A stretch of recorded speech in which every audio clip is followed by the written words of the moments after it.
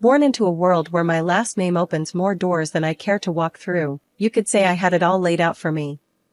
My dad's the big boss of a company you've probably seen tick across the stock exchange screen more times than you've cursed the morning alarm.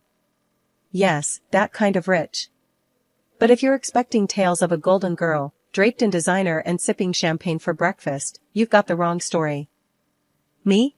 I've always kept it real, feet firmly on the ground. Money's nice, sure, but it's not everything. I chose a different path, one that's led me to places money can't buy and experiences no gold card can fetch. Charity work, helping those in need, and living a life that's, well, ordinary. That's me, Jessica. Not the heiress, just Jessica. So, I was stuck in one of those typical evenings where my friend Sarah decided we all needed to get out more. We ended up at this dive bar downtown, the kind where the beer's cheap and the lights are dim enough to hide your regrets. Sarah was all hyped up, going on about some guy she met online. "You've gotta meet him, Jess. He's totally your type," she kept saying. My type? Since when did she decide she knew my type? Anyway, we're there, and in walks this guy. Not Sarah's online prince, but another dude, Alex. He was there with some friends, looking as out of place as a cat at a dog show. He wasn't dressed to impress, just a simple tee, jeans, and this easy smile that kind of lit up the room. We got to talking, and it was easy. Like, really easy. He worked some manager job at a place I'd never heard of, nothing fancy, but he talked about it with this passion that was kinda infectious. "You really dig your job, huh?" I remember asking, sipping on my third beer. "Absolutely," Alex shot back, leaning in. "Every day's a challenge. But hey, I'm not here to bore you with work talk. What about you?" Sarah mentioned charity work. I shrugged, trying to downplay it. "Yes, a bit of this and that. Just trying to do my bit, you know?" "That's cool. Really cool," he said, and I could tell he meant it. Not in a trying to impress you sort of way, but genuinely. The night rolled on, our group mingling, but Alex and I kind of stuck together, chatting about everything and nothing. It was refreshing, talking to someone who wasn't trying to sell me on some investment or brag about their latest acquisition. As the night was winding down, Alex got this look in his eye, like he was working up to something. "Hey, Jessica, I know this is kind of forward, but would you want to grab dinner with me sometime? Just us?" I remember feeling this mix of surprise and excitement. "Sure," I said, trying to sound cool about it. "I'd like that." On the way home, Sarah was all giggles and "I told you so's." I just smiled, thinking about the evening. Alex was a breath of fresh air in my often too stale world. Little did I know how much things were about to change. It wasn't long before going out turned into hanging out at each other's places, which, let's be real, mostly meant my cozy apartment because Alex's roommates were a circus and a half. One evening, sprawled on the couch after devouring what might be the world's most average takeout pizza, Alex turned to me, his eyes serious, but his tone light.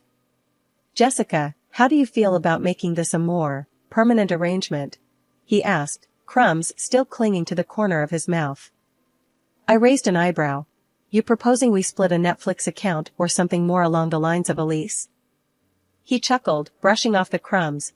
"Well, I was thinking more like a life together. But hey, we can start with Netflix."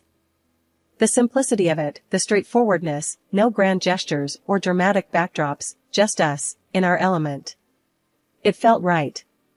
"Alex, if you're asking what I think you're asking, yes. 1,000 times, yes."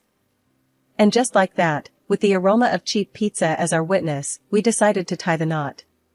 It was swift, sure, but when you know, you know. Telling our families was the next hurdle. My folks, well, they've always been about the "as long as you're happy" mantra, but this was putting it to the test. Dad, with his business empire, and Mom, the socialite, they had visions of me settling down with someone more in our circle. I broke the news over dinner, the fancy kind, where you're not sure which fork to use for the salad. "Mom, Dad, I'm getting married to Alex," I said, the words tumbling out in a rush. Dad paused, fork midair. "Alex? the manager chap? Well, that's quick. Mom simply smiled, a bit too tightly. Dear, are you sure? This is rather sudden, isn't it? But I was firm. Yes, I'm sure. He's amazing, and we're really happy together. Their skepticism was palpable, but so was their love. Well, if he makes you happy, darling, Mom conceded, and Dad nodded in agreement. Alex's folks were a whole different ball game. We went over to their place, a cozy little house that seemed always to smell like fresh cookies, or something equally comforting. Judy and Martin, they were as down-to-earth as they come, and they welcomed me like I'd always been a part of the family. Alex tells us you're setting a date? Martin asked, passing me a plate of those infamous cookies. Yes, we're thinking sooner rather than later. Small ceremony, nothing fancy, I replied, trying to gauge their reaction. Judy beamed. Oh, sweetheart, that's wonderful. We're just thrilled for you both. Their warmth was enveloping, a stark contrast to the cautious optimism of my own parents. It was clear, right from the get-go, that our worlds were different, but the common ground was the genuine happiness for me and Alex. Planning the wedding, we were on the same page, keep it simple, keep it us. A small ceremony, close friends and family, and an open bar because, as Alex put it, if we're doing this, we're making sure everyone's having a good time. And that's how it went down. A swift engagement, not because we were rushing, but because everything just clicked into place. Amid the whirlwind, there were quiet moments, looks shared between us that said, we're doing the right thing. And we really were. Living with Alex started off as everything I'd hoped for and more. We were like two peas in a pod, making our little corner of the world in that cozy, modern apartment I had rented. It was ours, filled with love, laughter, and a ton of takeout containers, because, let's face it, neither of us were winning any awards in the kitchen. It wasn't long before I started noticing how Alex's parents, Judy and Martin, had this way of dropping hints about things they liked or needed whenever they came over. At first, it was subtle, almost cute. Oh, Jessica, that's a lovely coffee maker. Must make mornings a breeze, Judy would say, eyeing our shiny new appliance with a gleam in her eye.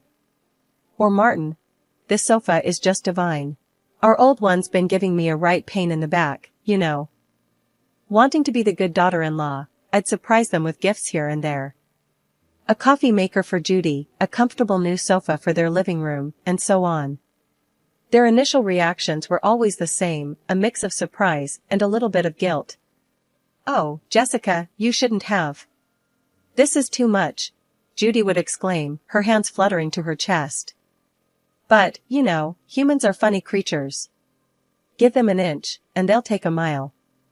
Those initial protests faded away, replaced by a growing list of subtle hints that were about as subtle as a brick through a window. Dinner at your folks' place was lovely, dear. Did you see that new TV they have? Crystal clear. Ours is practically ancient. Alex would relay his parents' latest comments, oblivious to the change in their tone. One evening, after I'd just dropped a not-so-small fortune on a fancy new TV for them, Alex and I were curled up on the couch, my head resting in his lap. They really loved the TV, babe. You're amazing, you know that, he said, his fingers running through my hair. I sighed, the weight of their expectations starting to press down on me. Alex, do they expect us to keep doing this? It's getting a bit much, don't you think? He paused, his hand stopping mid-stroke. What do you mean? They're just happy, that's all. Happy or taking advantage? I pushed back, sitting up to look at him. It feels like we're their personal shopping service. Alex was taken aback, his brow furrowing. They're not like that, Jess. They're just not used to nice things, that's all. But where does it end, Alex? It's like they've got a taste for it now, and they're not looking back, I argued, frustration creeping into my voice. The conversation ended with an uneasy truce, but it was clear we were on different pages. Judy and Martin's gratitude had morphed into entitlement, and it was putting a strain on us, on me. I loved Alex, but I wasn't about to become a bottomless ATM for his parents. When my dad's company hit the skids, it felt like the rug was yanked out from under my feet. That cushy life? poof, gone. And with it, the whole dynamic of my relationship took a nosedive. The shift wasn't gradual, it was like flipping a switch from daylight to darkness. I had to break the news to Alex and his folks, and let me tell you, that was a conversation I'd been dreading. Listen up, things are gonna get tight. Dad's company's tanking, and well, we're in for a rough ride, I said, trying to keep my voice steady, but the tremor was there, betraying my nerves. Alex's reaction was a gut punch. You're kidding me, right? What do you mean things are gonna get tight? You're telling me we can't live like we used to because of your dad's mess? His words were like ice, and for a second, I wished the floor would swallow me whole. Judy and Martin's faces were no better, their disappointment barely masked. This is quite the situation you put us in, Jessica, Martin added, his tone dripping with reproach. And just like that, the warmth and camaraderie we once shared evaporated, replaced by this cold expectation that somehow, I was to blame for my family's financial downturn. Moving in with them was hell dressed up as a temporary solution. Our once independent life got swapped for a guest room that felt more like a cell in the house of the two people who clearly saw us as a nuisance. The atmosphere was charged with tension, every day a reminder that I'd somehow failed them. We're cutting back on everything because of this, Judy would remind me, her voice sharp, as she served dinner that was a far cry from the lavish meals we used to enjoy. And Martin, always with a comment on saving costs. Make sure those lights are off. We're not running a charity here. But Alex, he was the hardest to bear. The man I married seemed to have vanished, replaced by someone who saw me as a letdown. Can't you do something? Talk to your dad? It's like you don't even care we're living like this. He'd snap, anger flaring over the smallest things. Our conversations, once easy and filled with future plans, now were minefields. Every word I said was a potential trigger for another outburst.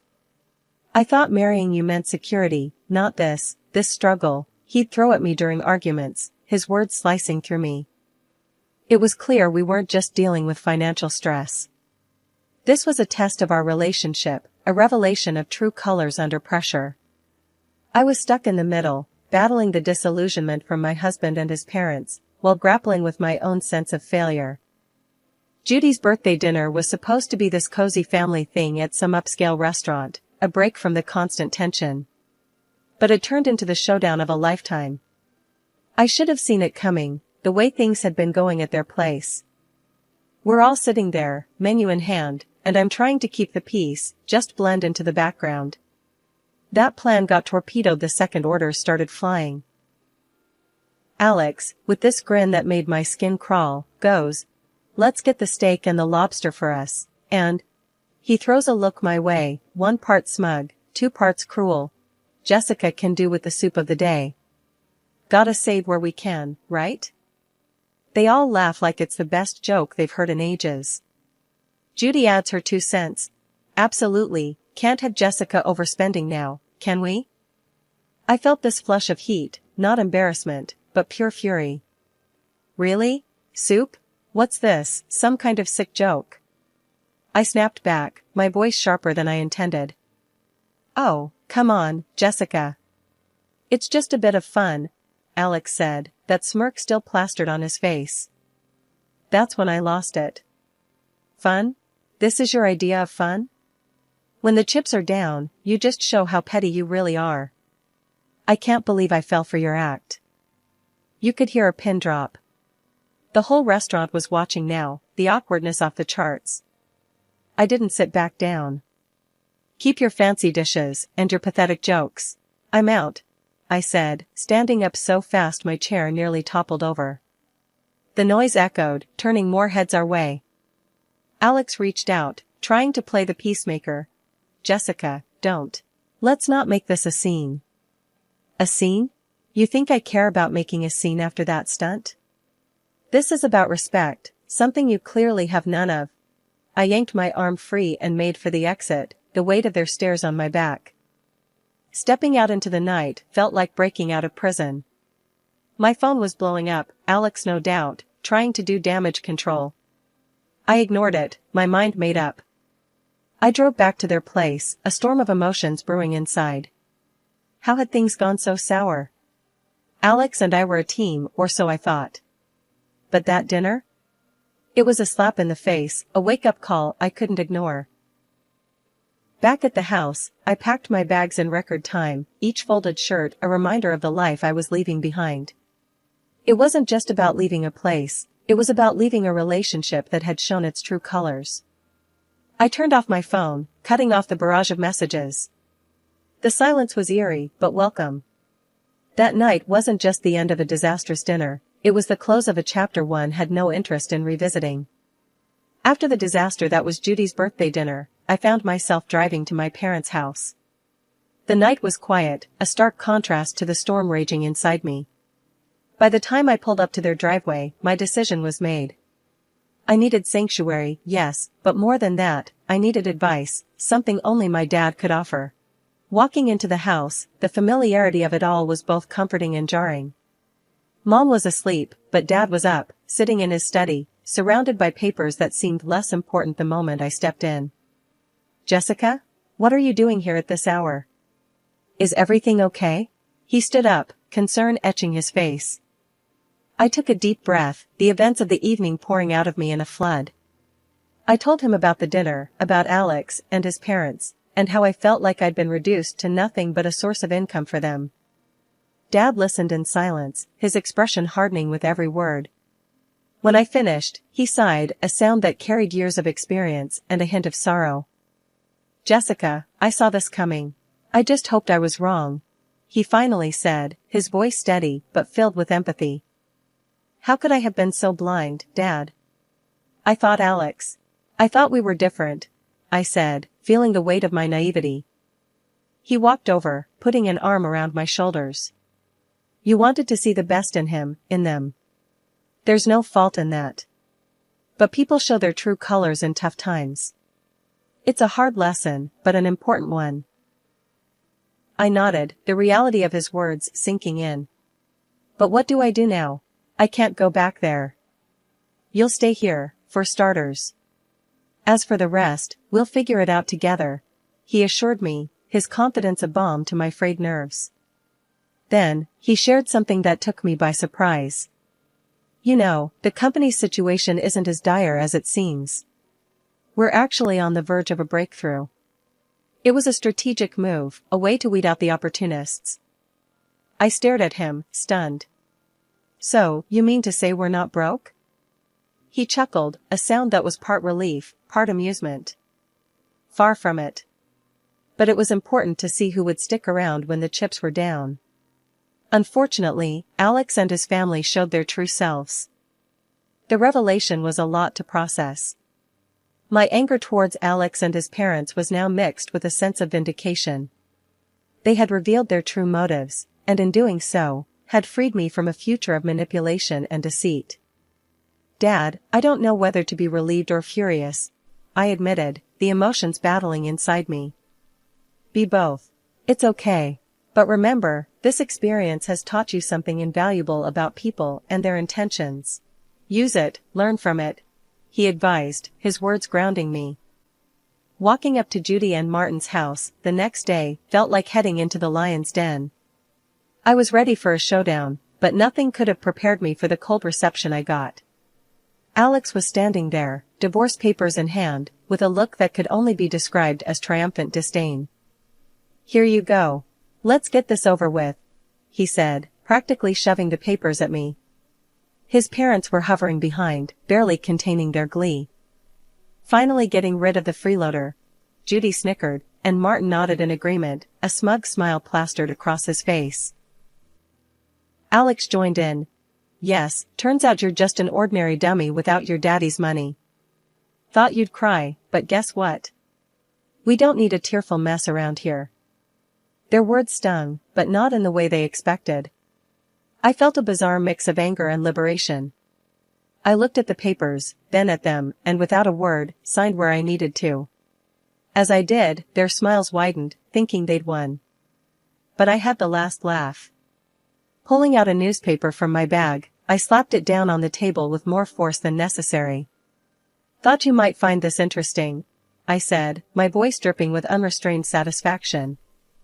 The headline screamed about my dad's company making a monumental comeback, profits soaring higher than ever.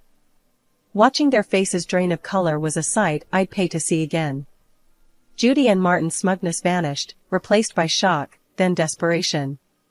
Alex's arrogance crumbled, leaving him looking like a child who'd just lost his favorite toy. Judy suddenly switched gears, stepping towards me with arms wide open. "Oh, my sweet girl, it's all a big misunderstanding. Let's hug it out." Martin, ever the opportunist, chimed in. "Let's not rush things. Sit down, have a coffee, and we can talk this through." And Alex, oh, Alex, he was the picture of regret. "I was wrong, okay? We can fix this. I want to make everything right. Please."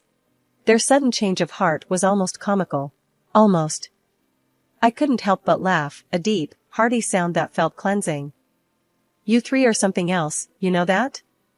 But here's a newsflash for you, I'm done. Done with the lies, the manipulation, and the so-called family that only values me for my bank account." I turned to leave, their protests and pleas fading into the background.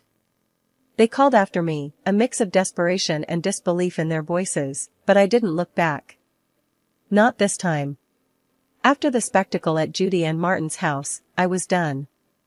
Not just with them, but with the whole sorry saga that had become my life. I needed a fresh start, a clean slate. So, I took some time, holed up at my folks' place, getting my head and heart back in the game. One afternoon, a couple of weeks after the divorce was finalized, I was out for coffee with Sarah, my ever-supportive friend who had been there through it all. "Girl, you look like a weight's been lifted," she commented, sipping her latte. I laughed, feeling lighter than I had in months. "You have no idea. It's like I can finally breathe again." Sarah leaned in, her expression turning serious. "So, what's next for you, Jess? You've got a clean slate now." I thought about it, stirring my coffee absent-mindedly. "I'm not sure, but I'm excited to find out. Maybe I'll travel, pick up some of the charity work I had to put on hold. As for love..." I paused, giving her a wry smile. "I think I'll give that a miss for a while. Just make sure you're doing what makes you happy, okay? You deserve it after all that drama," she said, reaching over to squeeze my hand. "Thanks, Sarah. That's the plan."